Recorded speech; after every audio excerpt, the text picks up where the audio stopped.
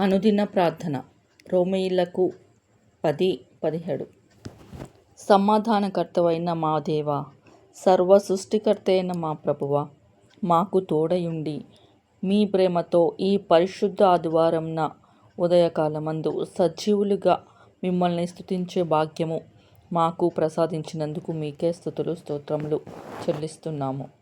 ఘనుడవైన మా దేవా, మా జీవితాలతో మీరు చూపిన ప్రేమను బట్టి, కనికరమును బట్టి, దయను బట్టి, వాత్సల్యమును బట్టి, కరుణా కటాక్షమును బట్టి, చేసిన మేలులను బట్టి, ఇచ్చిన దీవెనలను బట్టి, ఆయుష్ను బట్టి, జీవిత భాగస్వామిని బట్టి, బిడ్డలను బట్టి, ఆరోగ్యమును బట్టి, బిడ్డల చదువులను బట్టి, ఆర్థిక స్థితిని బట్టి, ఉద్యోగములను బట్టి, వ్యాపారాలను బట్టి, ప్రయాణాలను, కాపుదలను బట్టి, అనుదినము అనుగ్రహిస్తున్న ఆహారమును బట్టి మీకే వందనములు, స్తుతులు స్తోత్రములు చెల్లిస్తున్నాము.